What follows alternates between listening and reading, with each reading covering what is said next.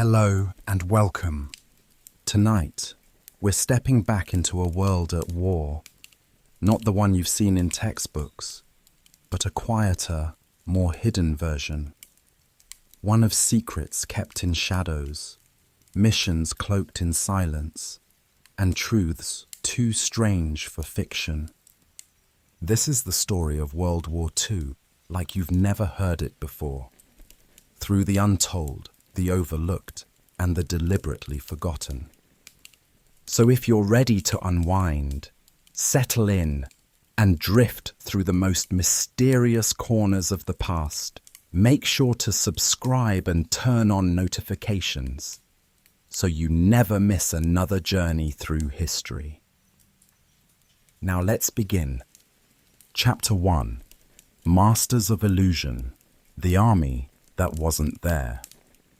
In the build-up to the Allied invasion of Europe during World War II, secrecy became just as important as firepower.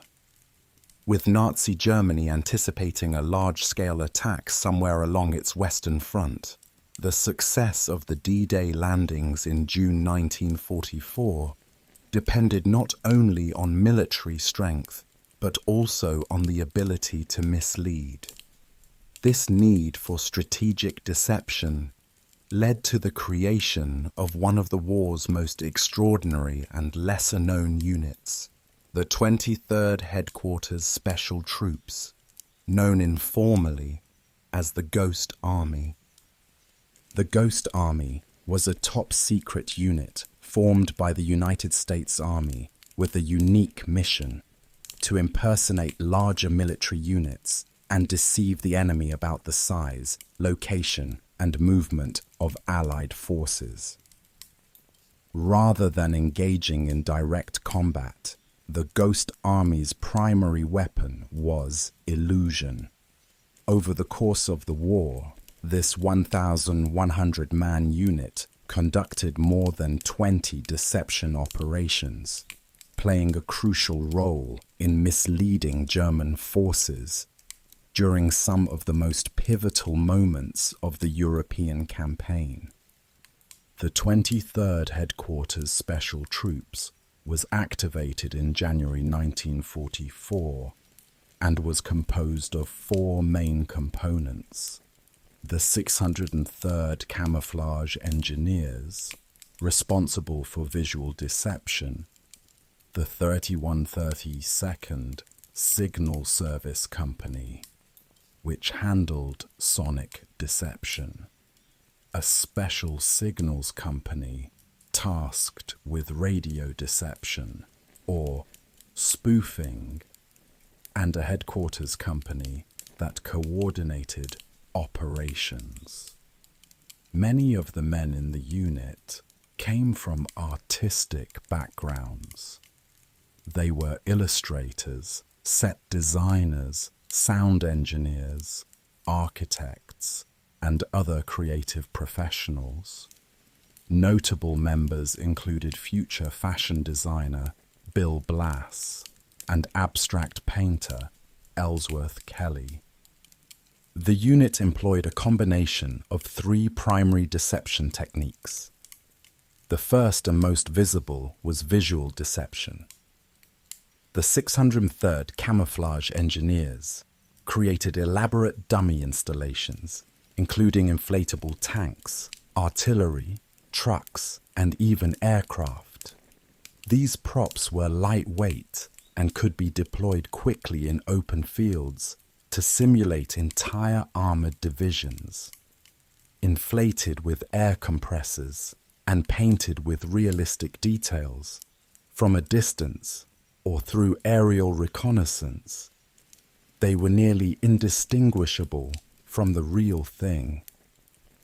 Alongside the dummy vehicles, the unit set up fake camps with empty tents, dummy headquarters, fake supply depots, and even laundry lines with uniforms drying in the wind. Soldiers were instructed to behave like members of the units they were impersonating, wearing the correct insignias, staging fake patrols, and creating the illusion of a bustling military presence. Attention to detail was critical. Tire tracks were drawn into roads, fake radio antennae were erected, and soldiers were rotated to give the impression of more personnel than were actually present. The second element was sonic deception.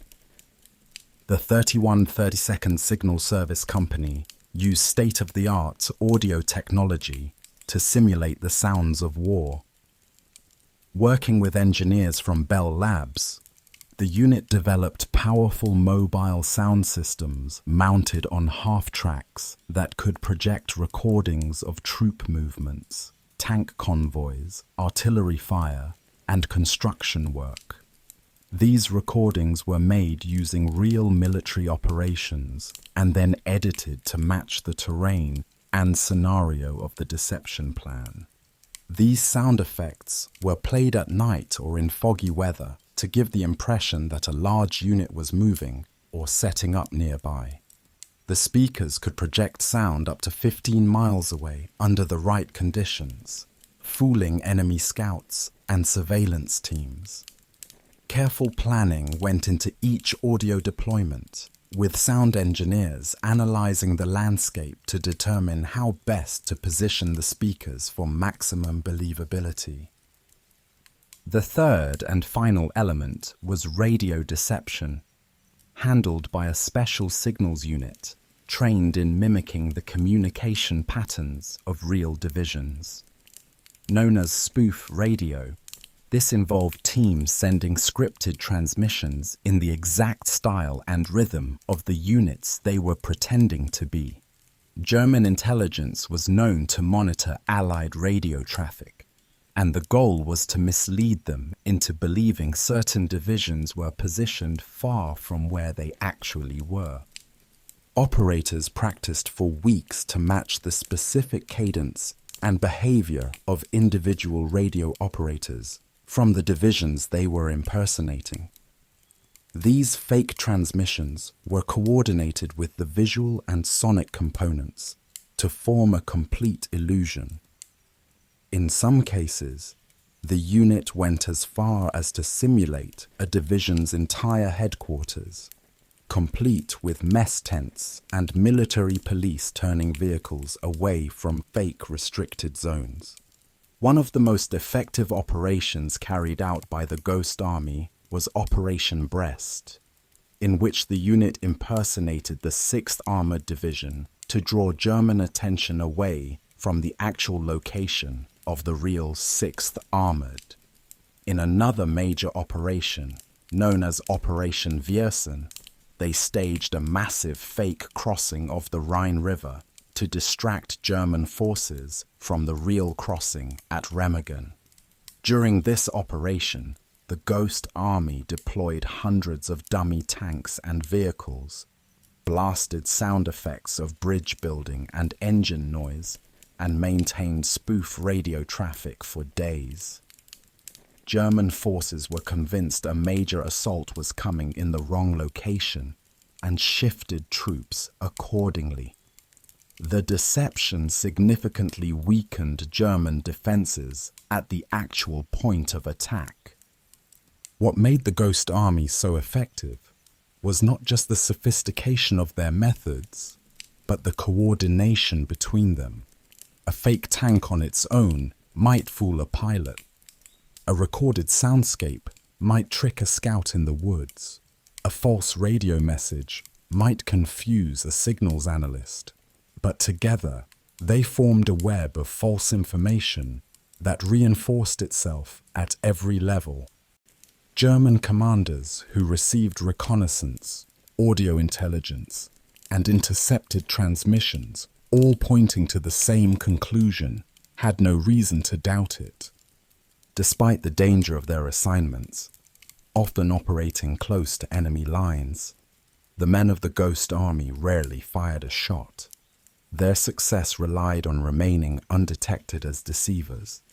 If captured, they were instructed to destroy their equipment and provide no details about their mission. The unit's existence was classified for decades after the war, and many of its members never spoke of their service until the 1990s, when the mission was finally declassified. Some members later recalled the psychological pressure of the work, pretending to be a division 10 times your size while hoping not to be discovered by enemy scouts or snipers, created constant tension. There was also the challenge of pulling off complex operations with limited resources and short notice. Weather, terrain, and changing enemy movements all had to be taken into account. But despite these obstacles, the unit achieved a high success rate. In several cases, they are credited with diverting entire German divisions away from real combat zones. The impact of the Ghost Army's work is difficult to quantify, but historians estimate that their efforts saved thousands of Allied lives. By drawing enemy forces into the wrong areas and confusing German high command, they reduced resistance at critical points in the campaign. The effectiveness of their deceptions helped speed the Allied advance across France and into Germany. In the decades following the war, the story of the Ghost Army remained largely unknown. Because of the classified nature of their work, few official records were released until the late 20th century. Eventually, surviving members began to share their experiences, and researchers began to uncover the scale of their operations. In 2013, a documentary titled The Ghost Army brought broader attention to the unit, and efforts have since been made to formally recognize their contribution to the war effort. The story of the Ghost Army is not just a footnote in military history. It is a reminder of the power of creativity in the face of conflict. These men, armed with air pumps, paintbrushes, audio reels, and radio scripts, managed to outwit one of the most formidable armies in modern history. Their battlefield was one of perception, and their victories were silent but significant. While they didn't carry rifles into combat or charge across beaches under fire, the Ghost Army played a vital role in undermining German strategy and protecting Allied forces.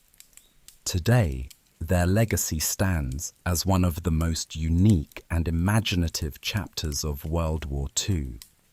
A hidden war fought with deception, imagination, and courage. Chapter 2. The Corpse That Lied. A daring deception that fooled Hitler. In the spring of 1943, with the war raging across multiple fronts, Allied commanders faced a crucial challenge: the invasion of southern Europe. The Allies had already pushed Axis forces out of North Africa and were now preparing to strike at what Winston Churchill called the soft underbelly of Europe. The most logical next step was to invade the island of Sicily, a key Axis stronghold in the Mediterranean and a vital gateway into mainland Italy. However, the problem was obvious. If the Allies attacked Sicily, so too would the Germans expect them to. Defending the island was an easy strategic call.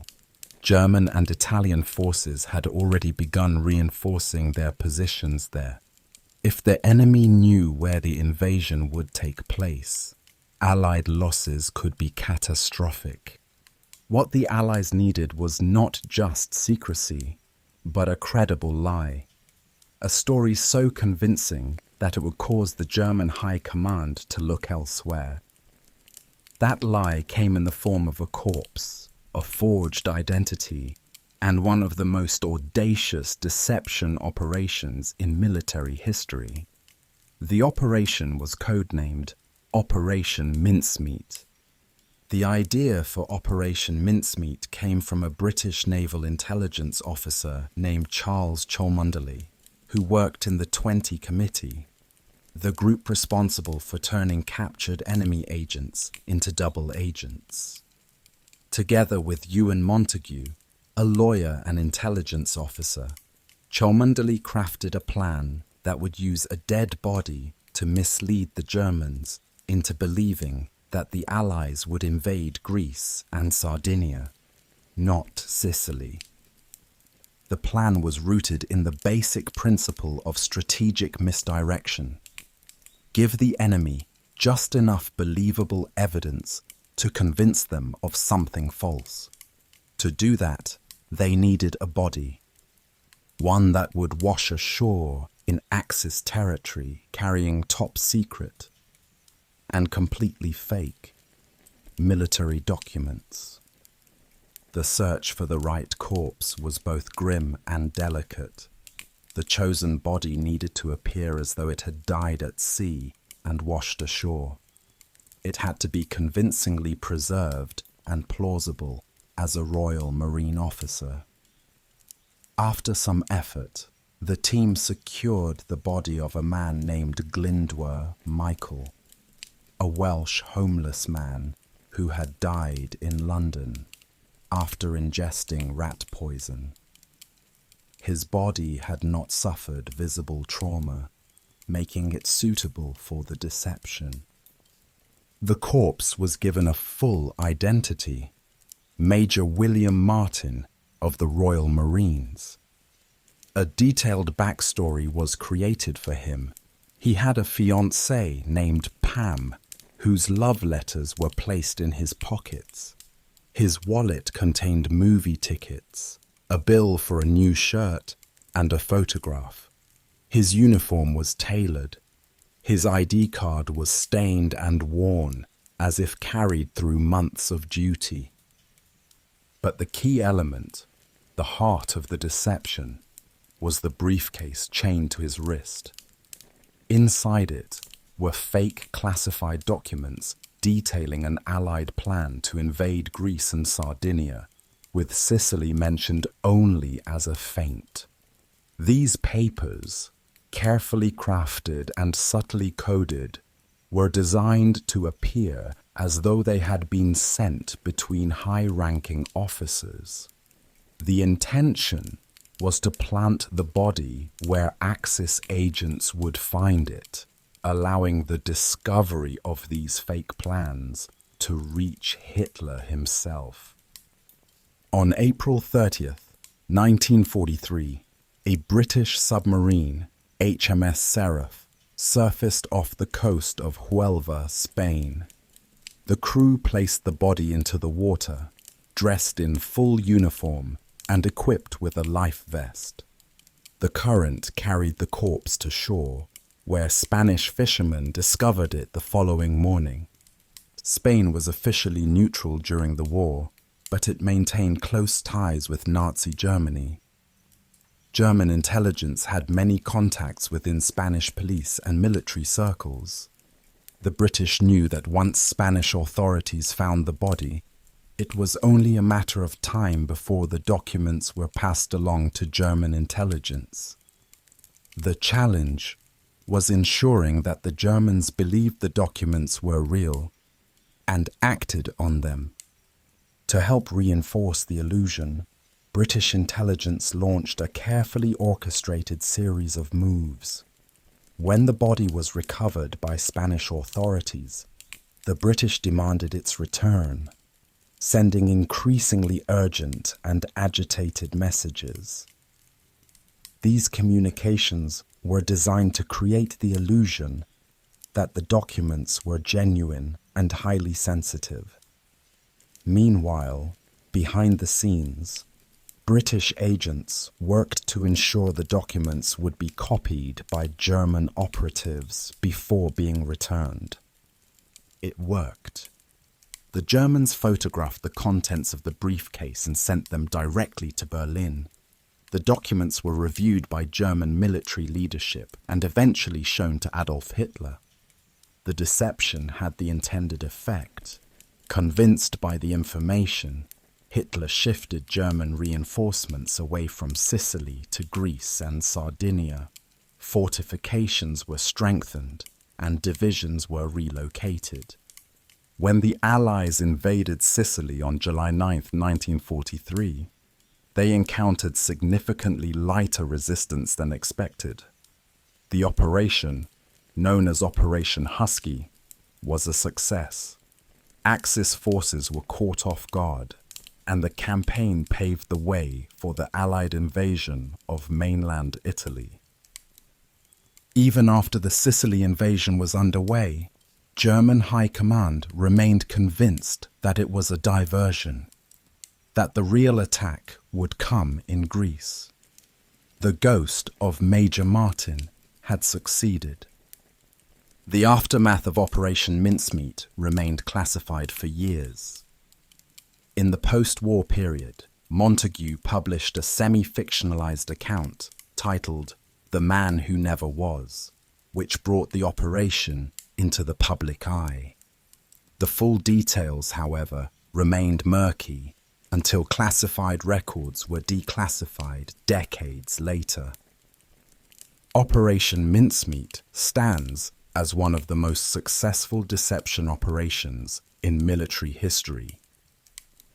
It not only influenced the outcome of a critical invasion, but demonstrated the power of disinformation and psychological manipulation in modern warfare. A dead man, given a false name and a fake life, had altered the course of World War II. What made the operation so effective was its meticulous attention to detail.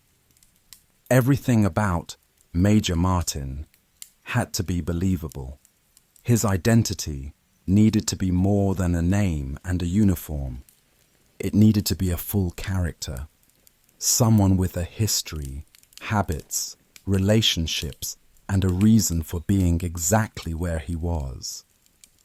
The forgeries included a letter from his father, a note from a bank, a letter from his naval commander, and receipts from a club. The fake love letters from Pam added a human touch that would resonate with anyone reading them. The deception was not just built on technical forgery, it relied on emotional realism. The documents had to appear mundane enough to be real, but important enough to be valuable. The operation also succeeded because it was delivered in a way that felt authentic. If the body had washed ashore too conveniently, or if the documents had seemed too perfect, it might have raised suspicion. But the scenario, a courier lost at sea, a washed-up body, urgent communications from a nervous British government, was entirely plausible in the chaos of wartime Europe. One of the lesser-known aspects of the operation was the follow-up. British intelligence carefully monitored German responses using Ultra, the top-secret program that intercepted and decrypted encrypted German military messages. Through these intercepted communications, the British confirmed that the Germans had taken the bait. Without that level of monitoring, they would not have known whether the deception had worked, or if it needed to be reinforced. Spain eventually returned the body, and Major William Martin was buried with full military honors in Huelva, where his grave remains today. The headstone still bears the name William Martin, though a later plaque was added to reveal the true identity of the man buried beneath. The success of Operation Mincemeat helped reinforce the value of wartime deception. It became a model for future operations and demonstrated that military victory could be shaped not just by strength and firepower, but by creativity, misdirection, and strategic narrative. In the broader scope of World War II, Operation Mincemeat was part of a larger campaign of deception known as Operation Barclay, which aimed to obscure the real target of Allied operations in the Mediterranean. It was coordinated with other efforts, including dummy radio traffic, fake military buildups, and false intelligence leaks, all intended to keep Axis forces guessing. The legacy of Operation Mincemeat is a reminder of how warfare evolved in the 20th century. Intelligence and deception became weapons as potent as bullets and bombs, and sometimes the most powerful lies are the ones dressed in just enough truth to be believed. Chapter 3: Voices in the Wires: How Secret Codes Turned the Tide. World War II was fought with tanks, planes and battleships, but it was also fought with information. Behind the scenes of every military campaign was a web of communication, coded orders, encrypted reports, and secret transmissions pulsing across the airwaves. To the untrained ear, these messages sounded like nothing more than random static or meaningless gibberish. But hidden in those patterns were some of the most closely guarded secrets of the war. And for the Allies, the ability to crack those secrets became one of their most powerful weapons. At the heart of this intelligence war was a code, the Enigma. Developed by German engineers in the 1920s and adopted by the Wehrmacht, Luftwaffe, and Kriegsmarine, the Enigma machine was an electromechanical device designed to encrypt messages using a complex system of rotating rotors, plug boards, and keyboard inputs. Each time a letter was typed, the machine scrambled it into a different letter based on a continually shifting internal configuration. The result was a code that seemed impossible to break. To German commanders, it was a guarantee of secure communication. But that guarantee was wrong. In a quiet country house in Bletchley Park, England, a team of mathematicians, linguists, engineers, and cryptanalysts was working tirelessly to break Enigma. The British government code and cipher school, operating out of this Victorian estate north of London, became the nerve centre of Allied code-breaking efforts. It was a place where thousands of civilian minds, many of them women, laboured in secret around the clock to unlock the hidden patterns of enemy messages.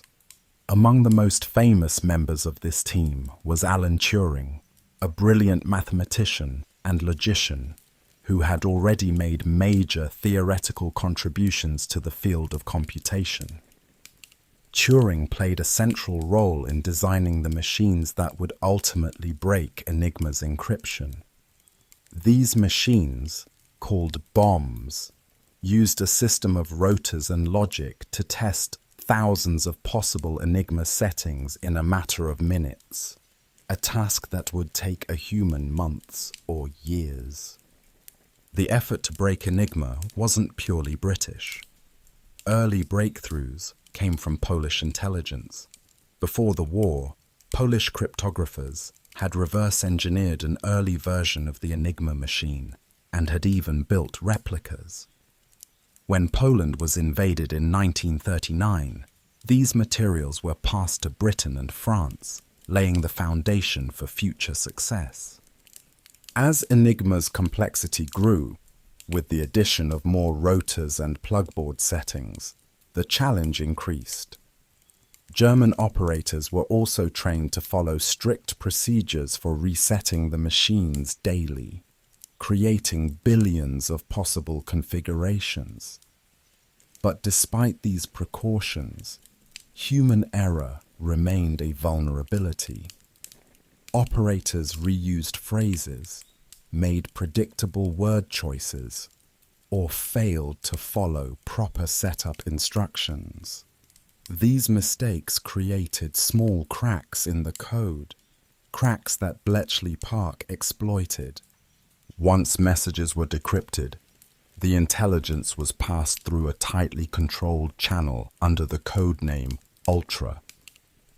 Ultra intelligence was among the most sensitive information of the entire war. It included orders from German High Command, plans for troop movements, submarine locations, and logistical details about upcoming operations. What made Ultra so powerful was its ability to provide the Allies with a near real-time window into enemy intentions. It wasn't just reading the enemy's mail, it was reading it as they wrote it. One of the earliest and most impactful uses of Ultra came during the Battle of the Atlantic. German U-boats were sinking Allied ships at an alarming rate, threatening to cut off Britain from vital supplies. By cracking the Enigma code used by the German Navy, the Allies could track U-boat positions and reroute convoys to avoid them. They also used the information to direct attacks on submarine wolf packs. Without Ultra, the Battle of the Atlantic might have been lost, and with it, Britain's lifeline. Another critical moment came in 1942 during the North Africa campaign. British forces, under General Bernard Montgomery, were able to anticipate German moves with incredible precision. At the Battle of El Alamein, the advantage of Ultra allowed the Allies to counter Rommel's tactics and plan operations with full knowledge of Axis intentions. In 1943, before the Allied invasion of Sicily, Ultra revealed that German commanders were convinced by deception operations, including Operation Mincemeat, and had shifted their forces away from the island. This confirmed the effectiveness of the plan and gave the Allies greater confidence in launching the attack. But using Ultra was a delicate balancing act. If the Germans ever discovered that their codes had been broken, they would change the encryption, rendering years of work useless. For that reason, Ultra intelligence was never used in a way that would obviously reveal its origin. If the Allies knew about an ambush or a secret convoy, they had to find a cover story, a second source, to justify their knowledge. Sometimes, this meant sending reconnaissance planes to accidentally spot a position that had already been identified via Ultra. Other times, it meant allowing some attacks to proceed rather than risk revealing the secret. The secrecy around Ultra extended even to high-ranking officers. Many commanders in the field were never told the true source of the intelligence they received. It was only years later, after the war, that the full scale of the operation became public knowledge. Even Churchill referred to Ultra as the goose that laid the golden eggs, but never cackled. Beyond the Enigma machine, Bletchley Park also tackled other enemy systems, including the Lorenz cipher, used for high-level communications between Hitler and his generals. Cracking Lorenz required the development of even more advanced computing technology. In 1943, engineer Tommy Flowers and his team created Colossus, the world's first programmable electronic digital computer. This machine could process thousands of characters per second, greatly accelerating the pace of code breaking. Colossus, combined with human skill and mathematical innovation, gave the Allies unprecedented access to German strategic planning. Messages between Hitler's headquarters and frontline units were decrypted and analyzed in real time. In some cases, Allied planners had access to enemy decisions before they had been fully implemented in the field. The impact of code breaking went beyond the European theater. In the Pacific, American efforts to crack Japanese codes played a critical role. The most famous breakthrough came with the Purple and JN-25 codes. By breaking these systems, US Navy intelligence was able to uncover Japan's plans for the Battle of Midway.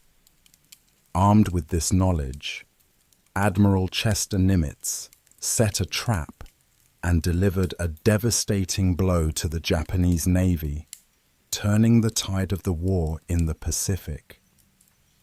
The ethical dimension of code breaking was sometimes troubling. In certain cases, the Allies had to allow enemy attacks to go ahead, even when they knew about them in advance, to protect the secrecy of Ultra. One such example is the bombing of Coventry in 1940. Debate continues among historians about whether Churchill had advance warning and chose not to act to preserve Ultra's secrecy. Regardless of the specifics, it illustrates the brutal choices that came with this kind of intelligence work. At its peak, Bletchley Park employed nearly 10,000 people, the majority of whom were women. They served as clerks, linguists, mathematicians, and operators, often with little recognition during or after the war. Their work was bound by strict secrecy.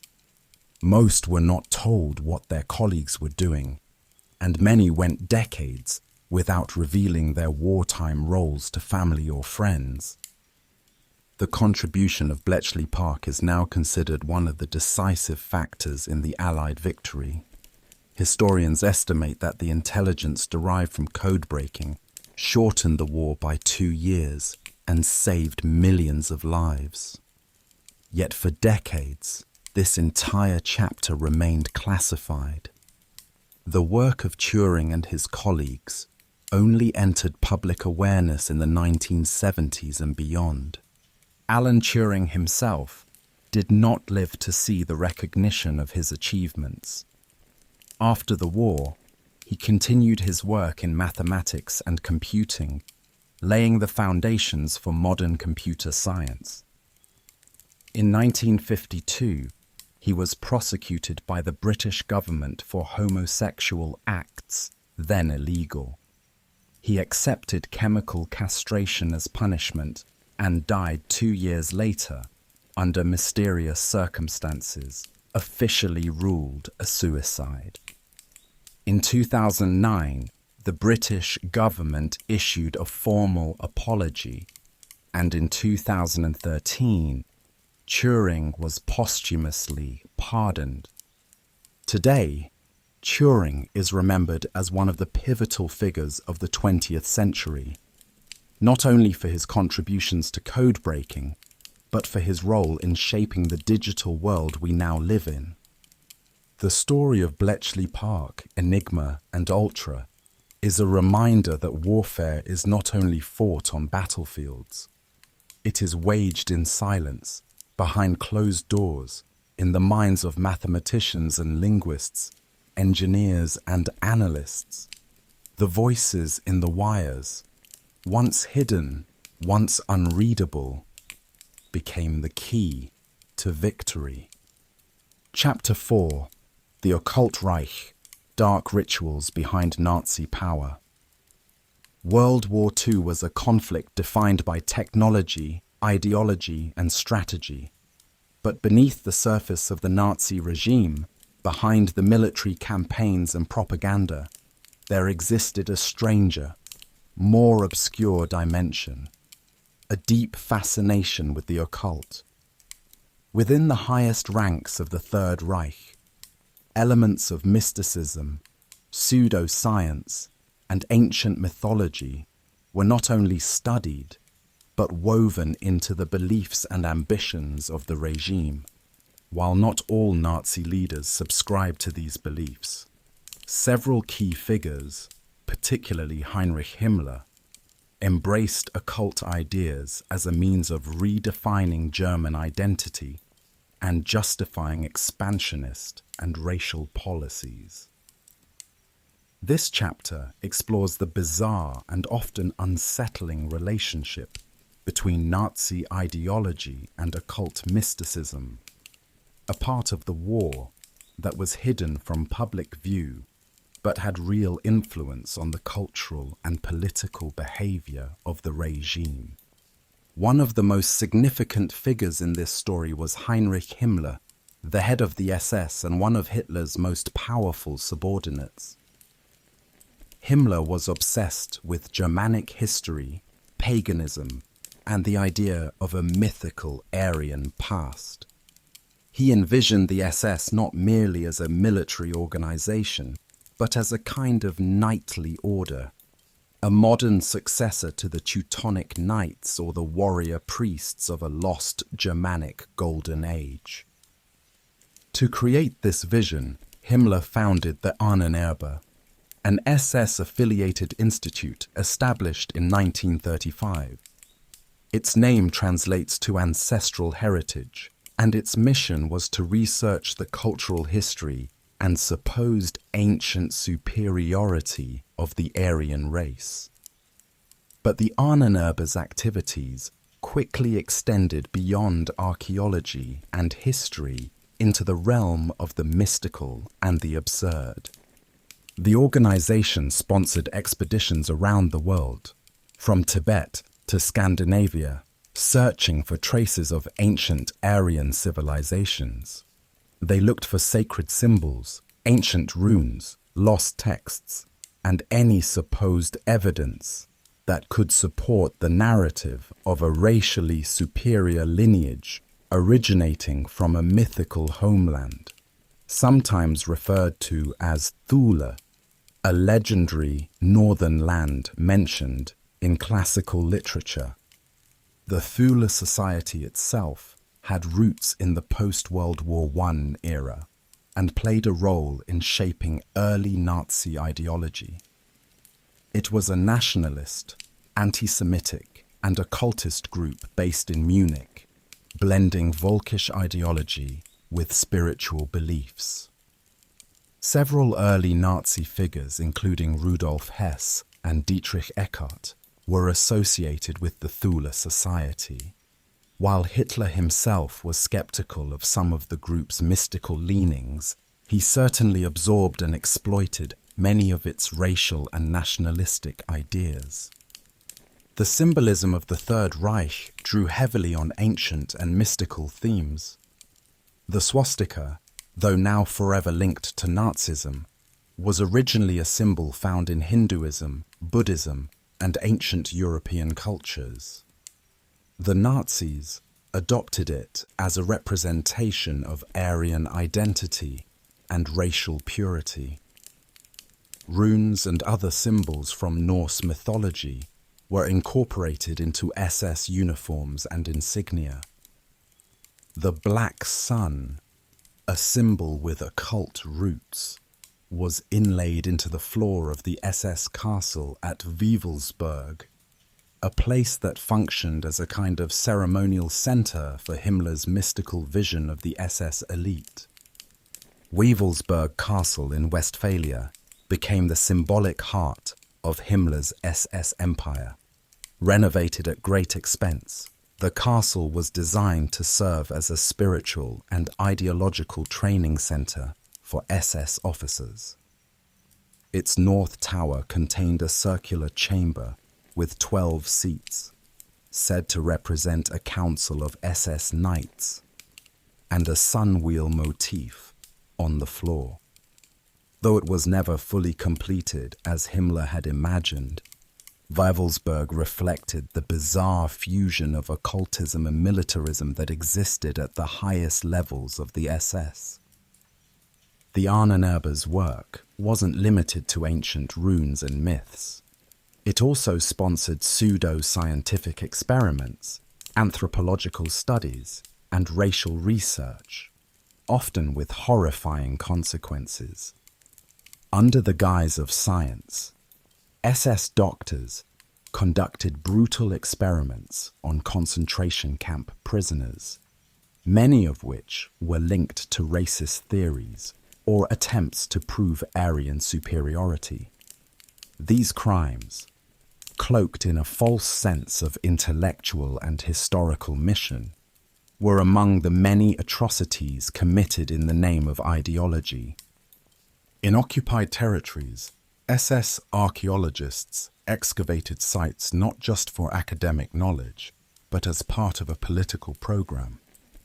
If they could prove that ancient Aryans once lived in a region, they believed it gave them a justification for conquest and resettlement.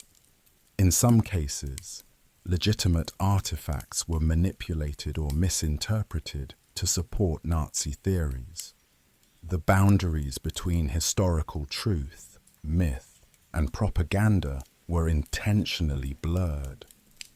One of the stranger episodes in this saga was the Nazi expedition to Tibet in 1938 to 1939, led by SS officer Ernst Schaefer. The official aim was to conduct zoological and anthropological studies. But behind this scientific front was a search for Aryan origins and possibly even esoteric wisdom. Members of the expedition took skull measurements of locals and studied Buddhist practices, attempting to fit their findings into the Nazi racial narrative.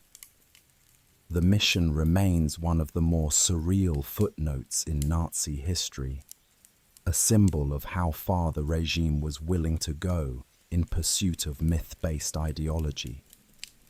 There were also rumors, some true, some exaggerated, that certain Nazi leaders believed in or explored supernatural powers. Rudolf Hess, Hitler's deputy until his unauthorized flight to Scotland in 1941, was known to consult astrologers and alternative healers. Himmler dabbled in astrology and numerology and was fascinated by old folk tales and magical traditions. While Hitler himself appeared more skeptical in private, he tolerated and even encouraged these interests, as long as they supported the regime's goals.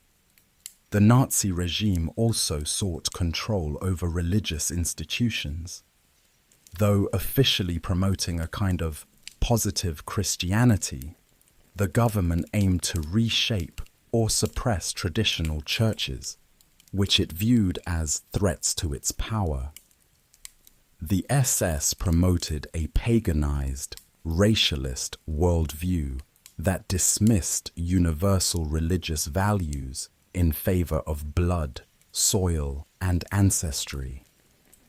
In some regions, Nazi officials replaced Christian rituals with ceremonies focused on ancient Germanic traditions, such as solstice celebrations and pseudo-pagan rites for weddings and funerals. These rituals were not just symbolic, they were part of a broader attempt to re-engineer society, to create a new cultural and spiritual identity aligned with Nazi ideology. Schools taught racial theories. Children's books and songs were rewritten with nationalist and mythological themes. The idea was not only to control the present, but to reshape the past and future. Some historians argue that the Nazi obsession with mysticism was more about propaganda than genuine belief. Ancient symbols, dramatic rituals, and mythical narratives served as tools to inspire loyalty and awe among the population. By cloaking the state in the imagery of ancient greatness, the regime made its rule feel inevitable, sacred, and eternal. But others point out that for certain Nazi elites, these beliefs were sincere. Himmler's efforts to turn the SS into a spiritual and racial elite were not merely for show. They reflected a deep, if twisted, conviction that history, bloodlines, and mysticism could justify their actions and reshape the world. In the final years of the war, as Germany faced defeat, some of these ideas took on even darker tones. There were fears and rumors that the Nazis were searching for occult artifacts or ancient weapons. Post-war myths, many exaggerated or fictionalized, spoke of Nazi treasure hunts for the Holy Grail, the Spear of Destiny, or ancient technologies buried beneath the earth. While many of these stories are unproven or belong more to folklore than fact, they reflect a deeper truth, that the Nazi regime blurred the lines between ideology, myth, and fantasy in dangerous ways.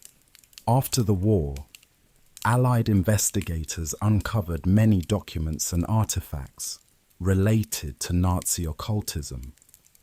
The Ahnenerbe was classified as a criminal organization during the Nuremberg trials due to its direct involvement in war crimes and human experimentation.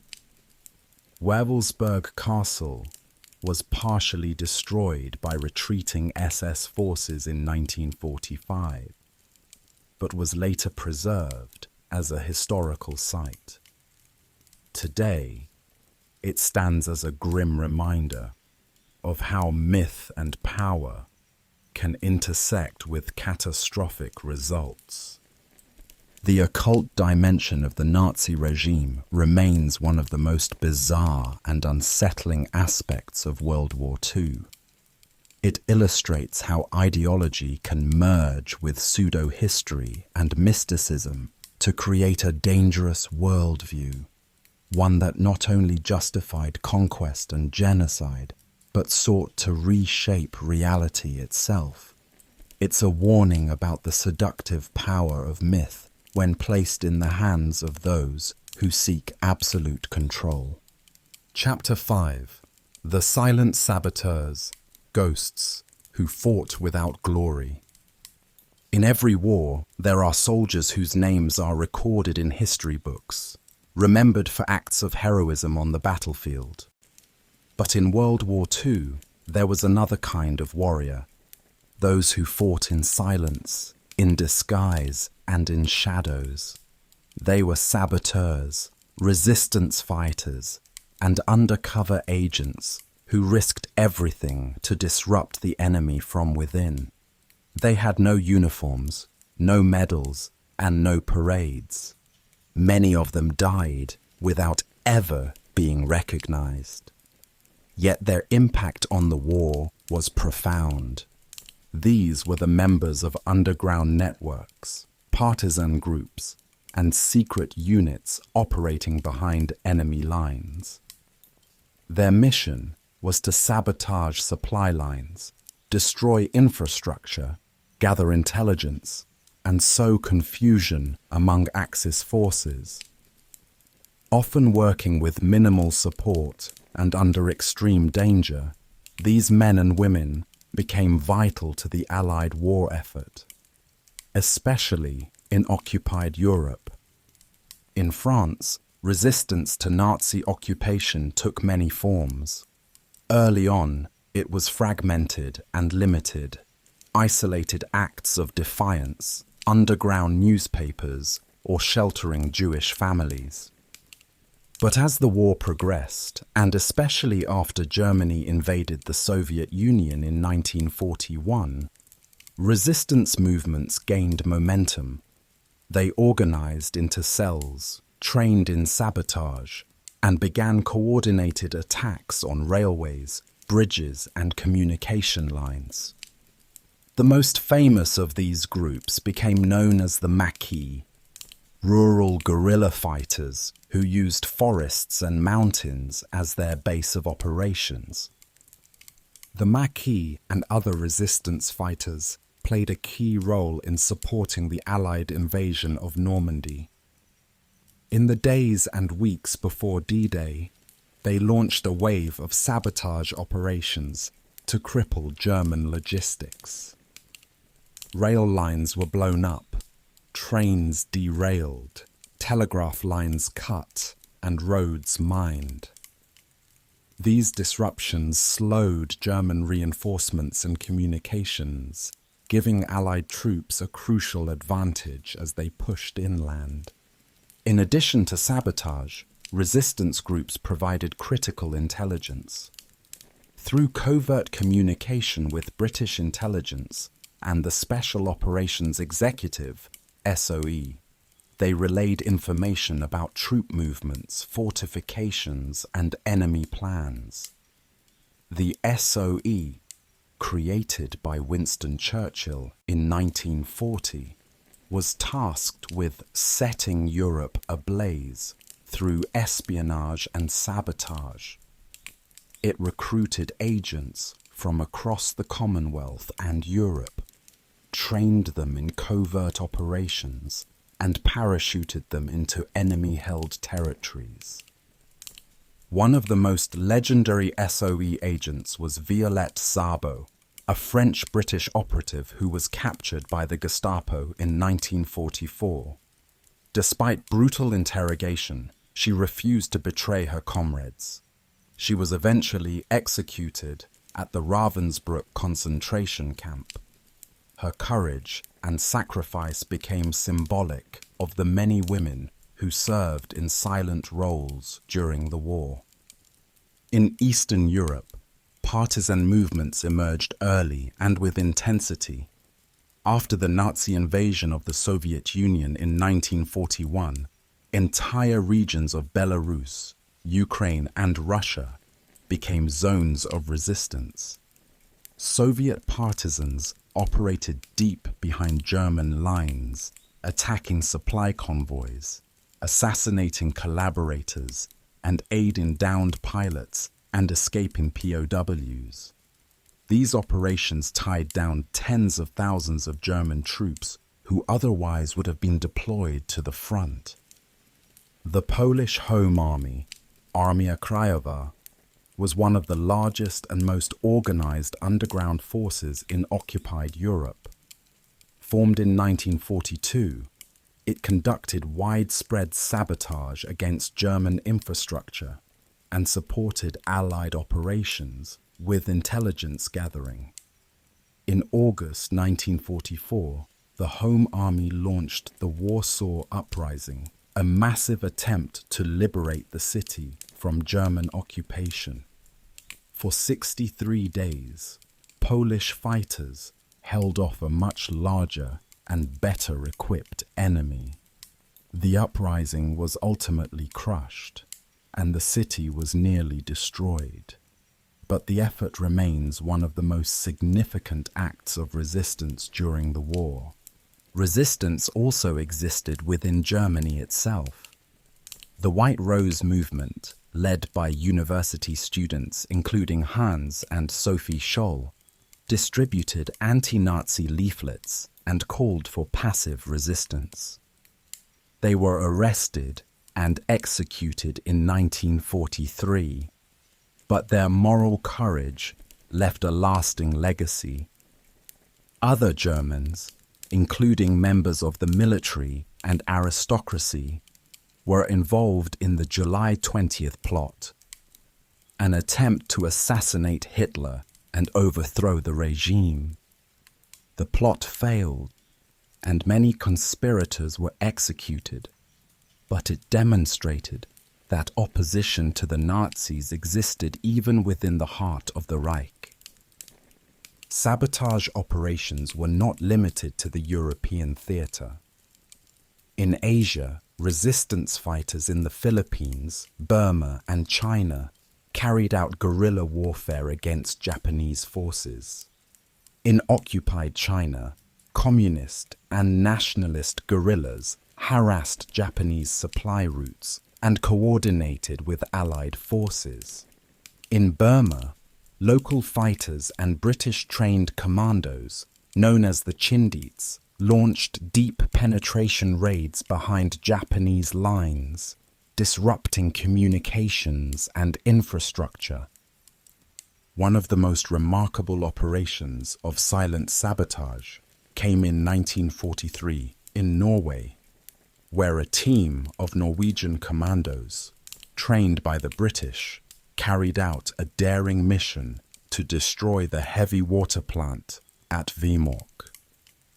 The plant, controlled by Nazi Germany, was essential to the German atomic program.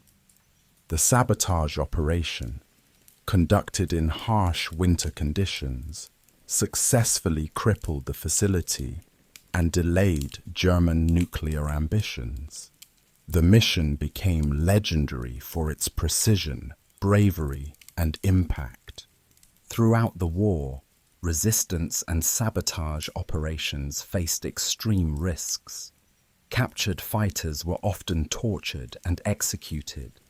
Civilians who aided them faced collective punishment. In many cases, entire villages were destroyed in retaliation. Yet the flow of volunteers never stopped. The desire to resist occupation and reclaim freedom was stronger than the fear of death. The contributions of saboteurs and resistance fighters were often difficult to measure in conventional military terms. They didn't win major battles or conquer territory, but they played a crucial role in weakening the enemy from within. They diverted resources, spread fear, disrupted plans, and provided vital intelligence. Without their efforts, Allied operations would have faced far greater obstacles. The legacy of these fighters has sometimes been overlooked in the grand narratives of tanks and generals. Many operated in isolation without formal recognition. After the war, some were forgotten, others marginalized due to political shifts, especially in Eastern Europe, where former resistance members were later persecuted under Soviet regimes. Today, memorials, museums, and documentaries have begun to restore their place in history. Statues stand in cities like Warsaw and Paris, commemorating the young men and women who fought with sabotage and secrecy. Their diaries, letters, and testimonies offer a glimpse into lives lived on the edge, driven by conviction, sacrifice, and the hope of liberation. They were the silent saboteurs, ghosts in the machinery of war, fighting battles without uniforms or fanfare. Their war was one of subversion, stealth, and survival.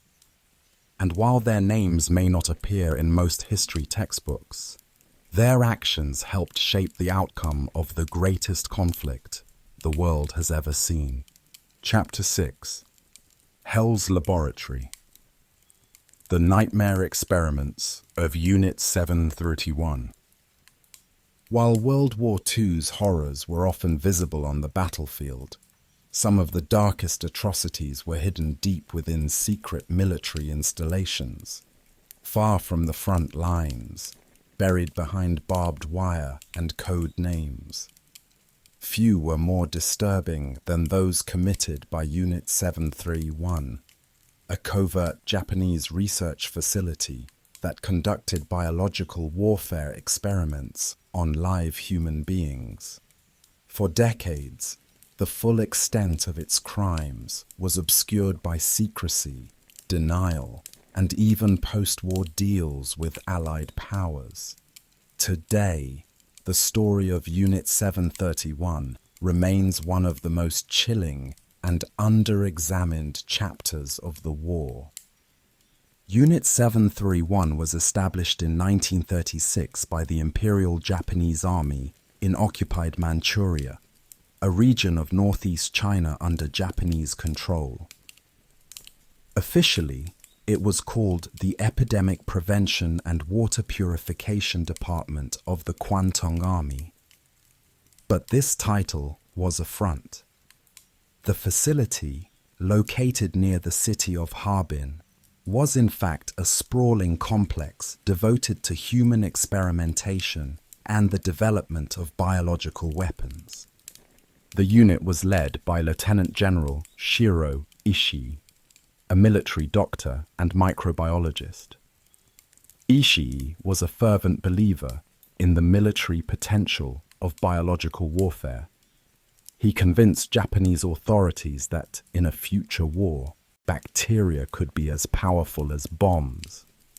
Under his direction, Unit 731 grew into a massive operation with over 3,000 personnel and dozens of subunits. Its true mission was hidden behind layers of euphemism and bureaucracy. Inside the compound, prisoners were referred to as logs, a dehumanizing term that reflected how the victims were treated.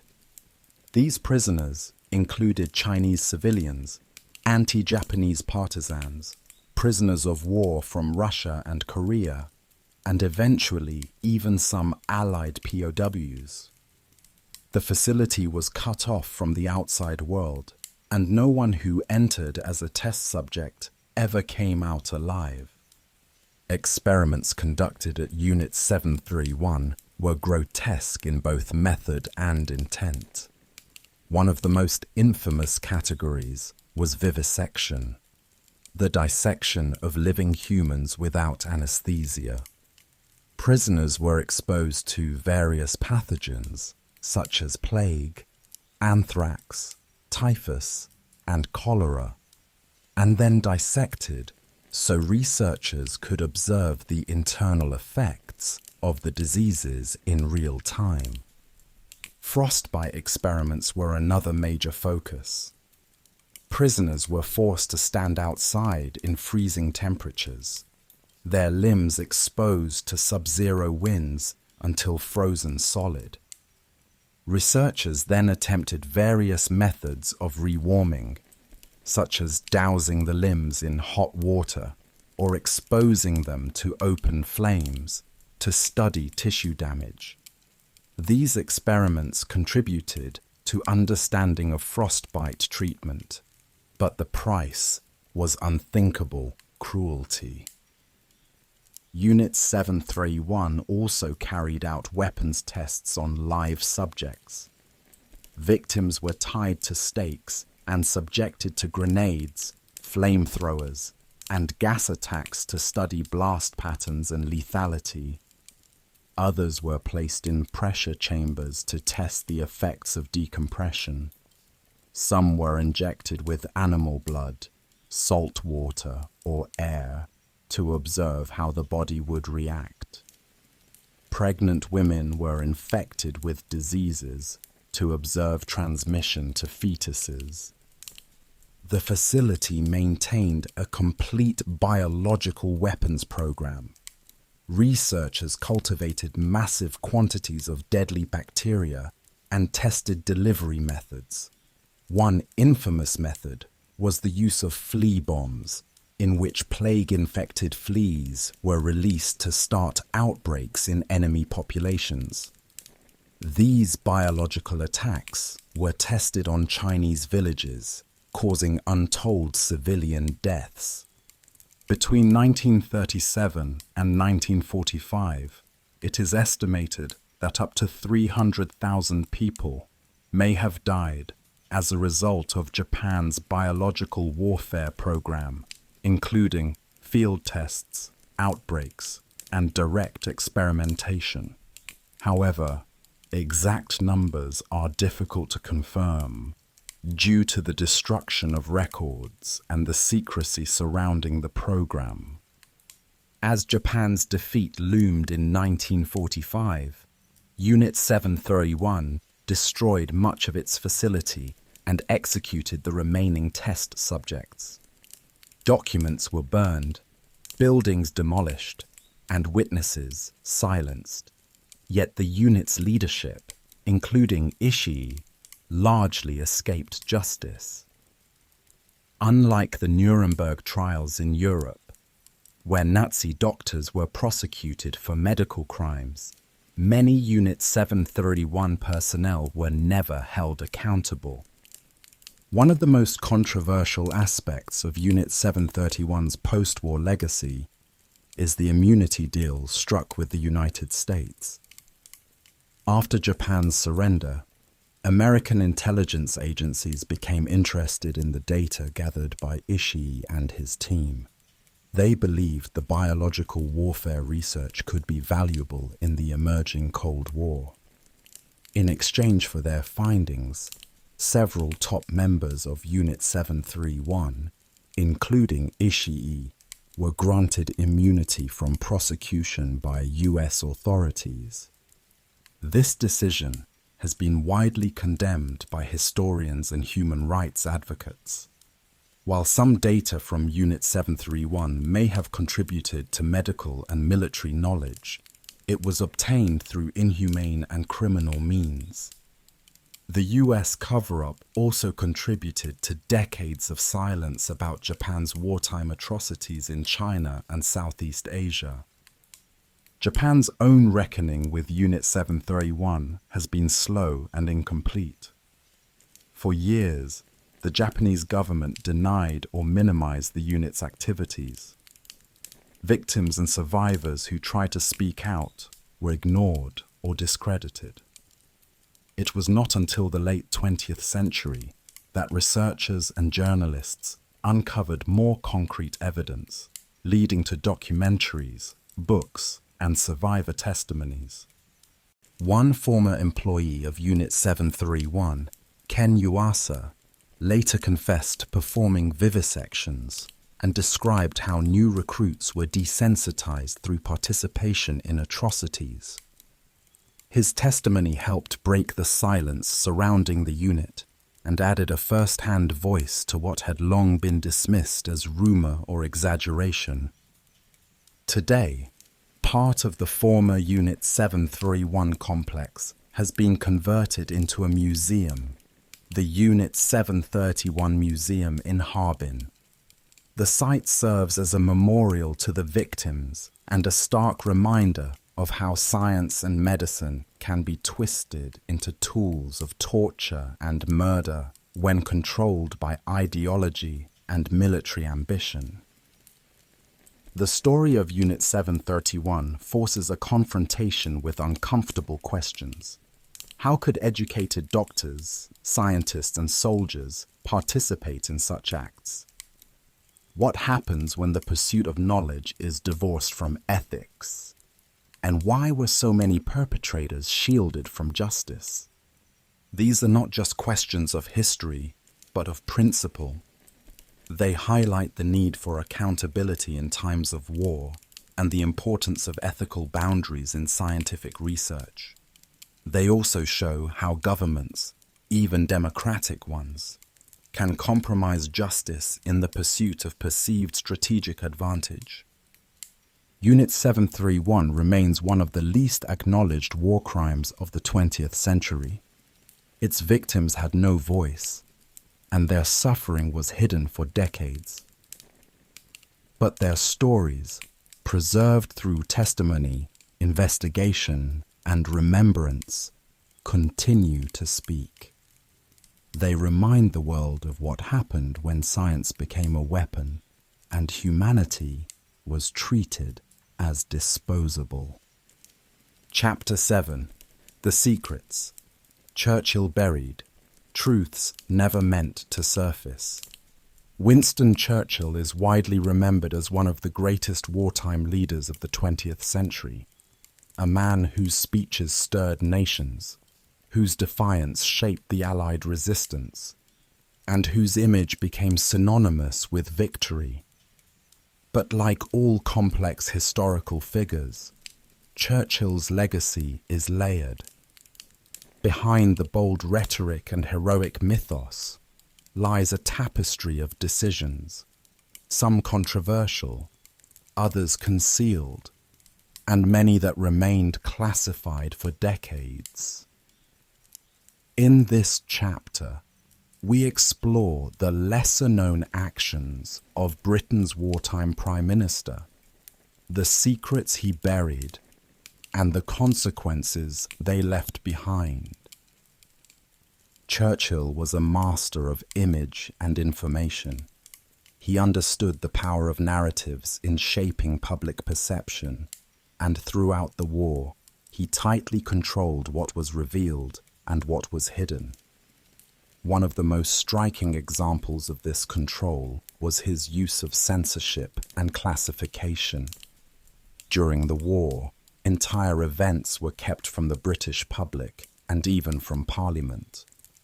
Certain tragedies were suppressed not only for national morale, but also for strategic reasons. The war, Churchill believed, was not just about armies. It was about maintaining the illusion of strength and unity.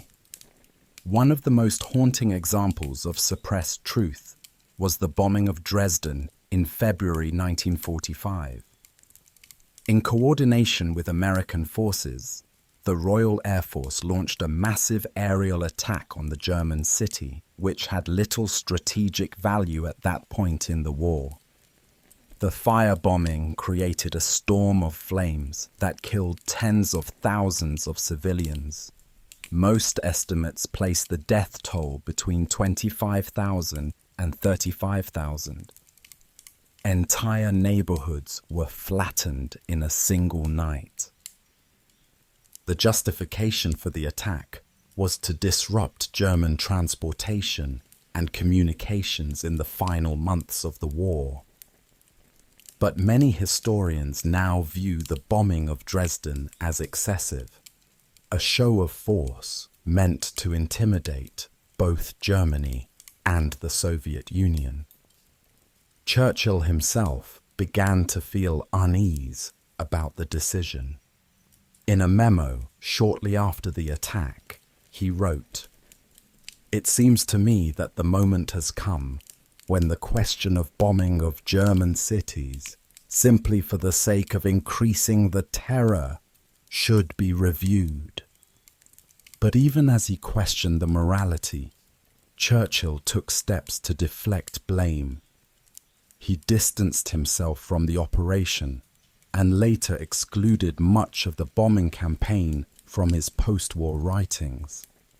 The event became one of the most controversial actions taken by Allied forces, an act that Churchill later tried to obscure in the historical record. Another secret Churchill guarded closely was tied to one of Britain's darkest days in the war, the loss of Singapore in 1942. Considered a fortress of the British Empire in Asia, Singapore fell to Japanese forces in just 7 days. It was the largest surrender of British-led forces in history. Over 80,000 troops were taken prisoner. The fall of Singapore shattered British prestige in the East and exposed vulnerabilities in colonial defences. Churchill, knowing the psychological damage this would cause, attempted to reframe the narrative. Publicly, he described the loss as a tragic surprise, the result of overwhelming Japanese numbers. Privately, however, intelligence had warned of the risk. Japanese troops were advancing through the jungles of Malaya, and the British forces were ill-prepared for the speed and coordination of the attack. Churchill had chosen to focus resources on the Middle East and Europe, underestimating Japan's capacity for a multi-front war. The failure, while strategically understandable, was politically devastating, and the deeper truths remained buried for years. One of the most ethically difficult decisions Churchill made during the war involved intelligence sacrifice.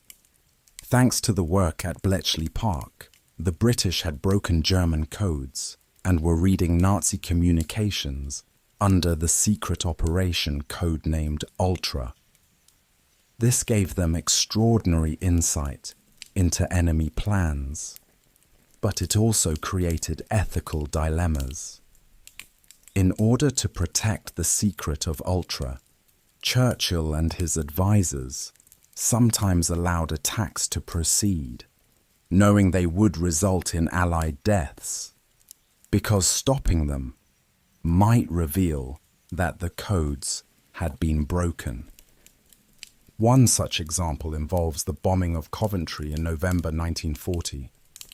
Ultra intercepts indicated a major Luftwaffe raid was targeting a city. Some historians argue that Churchill knew it would be Coventry, but chose not to evacuate or reinforce the city, fearing that any sudden action would tip off the Germans that their messages were compromised. The bombing killed over 550 civilians and destroyed much of the city centre. Whether Churchill made the choice explicitly remains debated, but the event illustrates the impossible decisions faced when intelligence and secrecy collide. Churchill also buried details surrounding the Katyn massacre, where in 1940 the Soviet NKVD executed over 20,000 Polish officers, prisoners, and intellectuals in the forests of Katyn. The Soviet Union blamed Nazi Germany for the massacre when it was exposed in 1943, but the evidence clearly pointed to Stalin's forces. Churchill, along with US President Franklin D. Roosevelt, chose not to confront the Soviets. They needed Stalin as an ally, and raising the issue could fracture the alliance. As a result, the truth about Katyn was suppressed. Churchill knew of Soviet responsibility, but he stayed silent. It wasn't until decades later, after the Cold War, that the full extent of Soviet guilt was officially acknowledged. The Bengal famine of 1943 also casts a long shadow over Churchill's wartime leadership. While Britain was fighting a global war, more than 3 million people in British-ruled India died of starvation in Bengal. Food production had dropped due to natural disasters and wartime disruptions, but colonial policy exacerbated the crisis. British authorities diverted food supplies for the war effort, blocked relief shipments, and implemented harsh policies that prioritized military logistics over civilian survival. Churchill's personal views on India and its people have come under scrutiny. In private conversations and correspondence, he made derogatory remarks about Indians and downplayed the famine's severity. When officials requested food shipments for Bengal, Churchill allegedly questioned why Gandhi hadn't died yet and suggested the famine was their own fault for breeding like rabbits. While Britain faced food shortages, critics argue that more could have been done. The extent to which Churchill could have alleviated the famine remains debated, but the decisions made under his leadership contributed to the scale of the tragedy.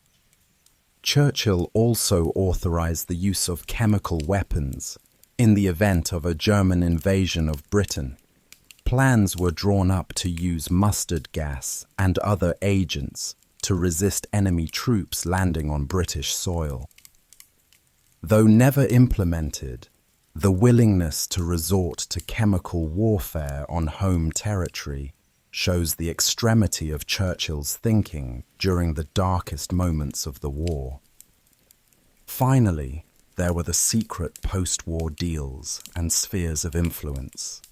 In 1944, Churchill and Stalin met in Moscow and reportedly agreed to a percentages deal, dividing influence in Eastern Europe after the war. In this informal arrangement, Churchill proposed assigning varying degrees of control to the Allies and the Soviets in countries like Romania, Greece, Hungary, and Yugoslavia. The agreement was never made public at the time, and when the war ended, Many Eastern European nations fell under Soviet control. Churchill would later speak out against Soviet domination in his famous Iron Curtain speech, but he had already participated in carving up Europe behind closed doors. All these buried truths, the hidden failures, moral compromises, and classified decisions, complicate the story of Churchill as the unblemished hero. They don't erase his role in defeating fascism or his immense leadership under pressure, but they reveal a man operating in a world of hard choices, where victory often demanded sacrifice, misdirection, and silence. Churchill understood that history is written not just by the victors, but by those who know what to reveal and what to keep locked away. In his memoirs, he presented a carefully curated version of events. Some truths were omitted, some rephrased, others simply ignored. The image he constructed was powerful, but incomplete. Only with time, declassified documents, and the persistence of historians have these deeper layers come to light.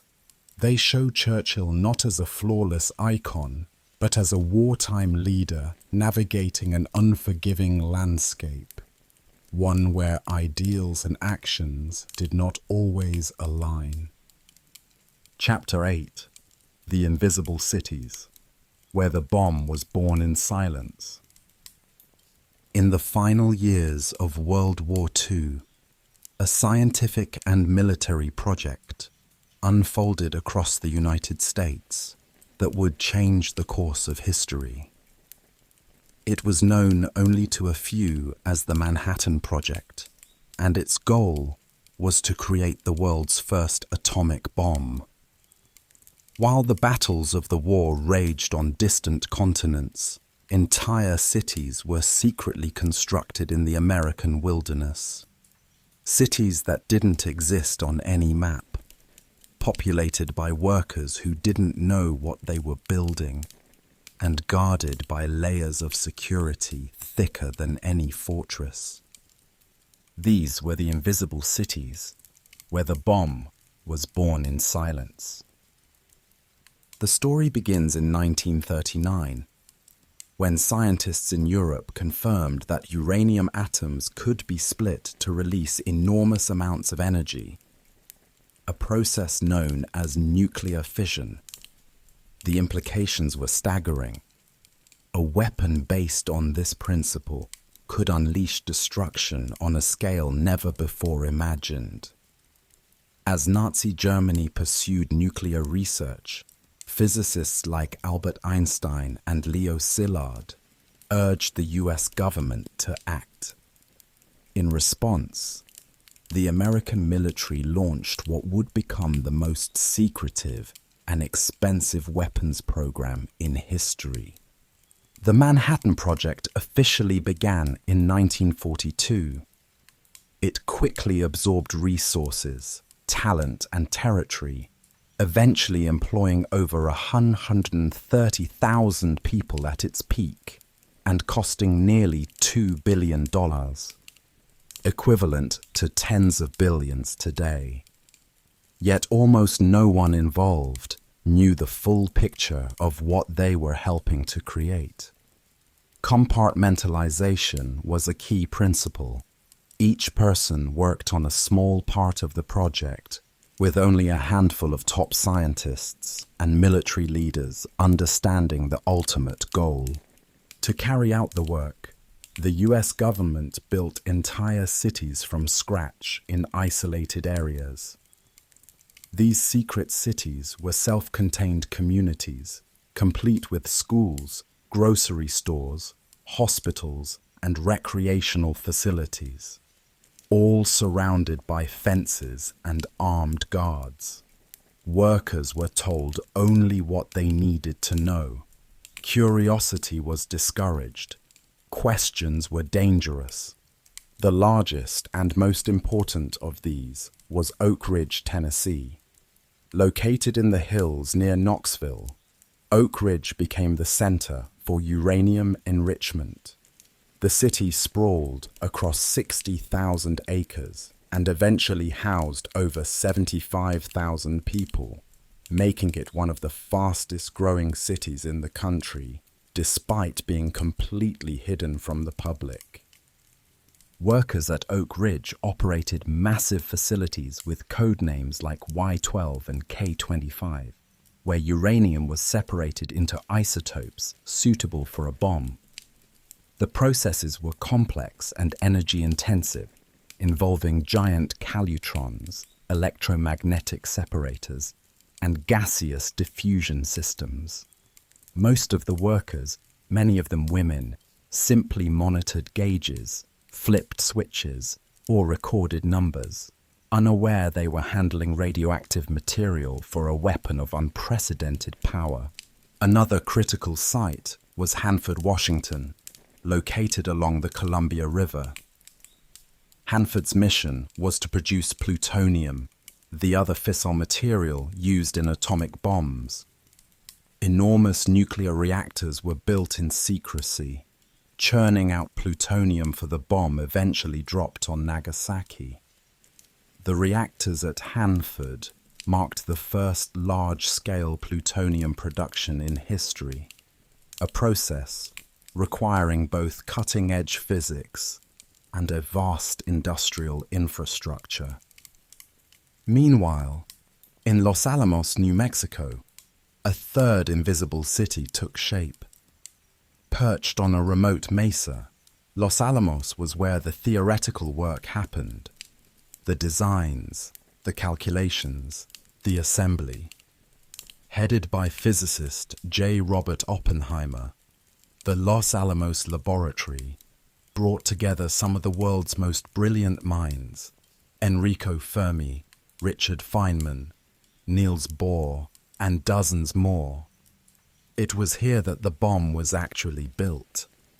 Life in Los Alamos was strange and tightly controlled.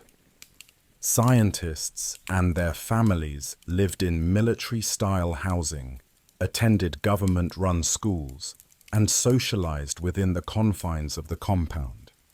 Mail was censored, movements restricted, and names replaced with numbers or pseudonyms. Security agents monitored everything. Yet despite the secrecy, a sense of purpose drove the work.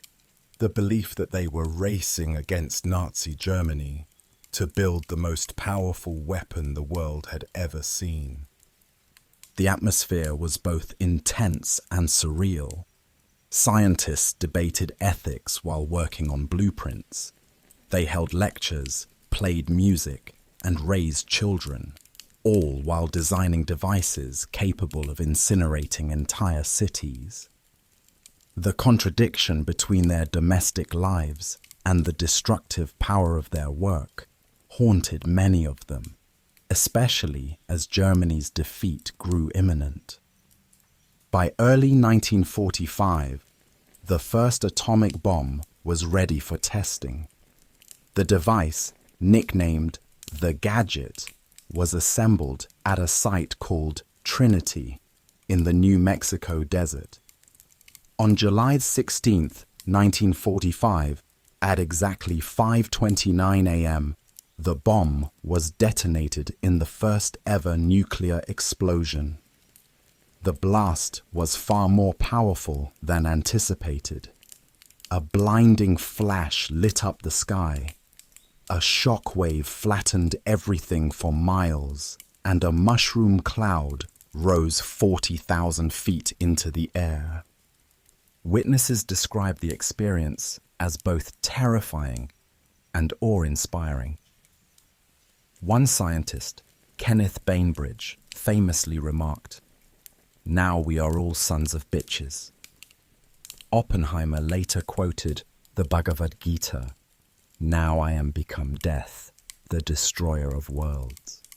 The era of atomic warfare had begun. With the success of the Trinity test, the US had 2 operational bombs ready for deployment. On August 6, 1945, the uranium bomb Little Boy was dropped on Hiroshima, killing over 70,000 people instantly, and many more from radiation and injuries. 3 days later, the plutonium bomb, Fat Man, was dropped on Nagasaki with similar devastation. Japan surrendered soon after, ending World War II. The invisible cities had fulfilled their mission, but their legacy was just beginning.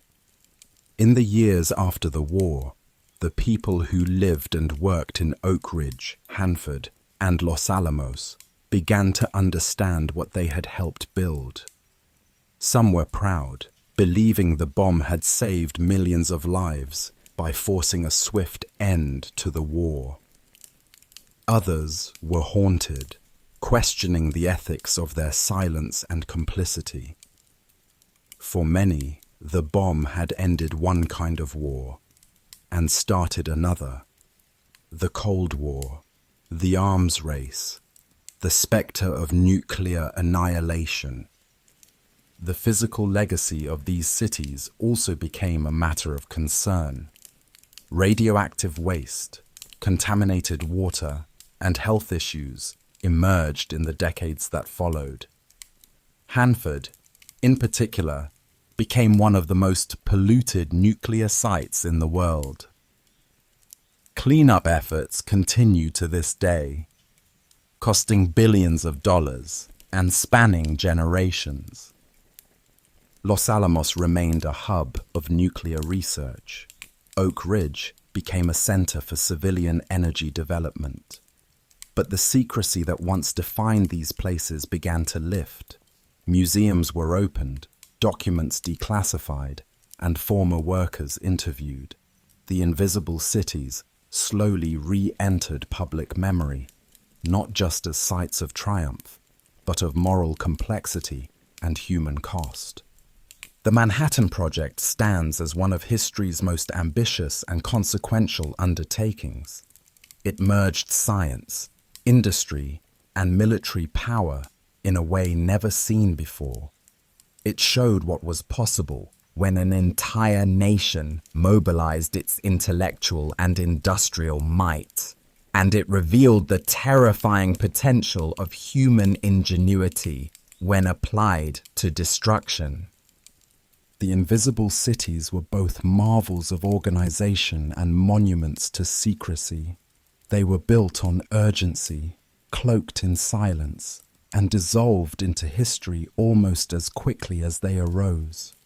But the bomb they created continues to cast its shadow over the modern world. The scientists who lived in those hidden towns asked themselves questions that still resonate. Was it worth it? Did we do the right thing? What have we unleashed?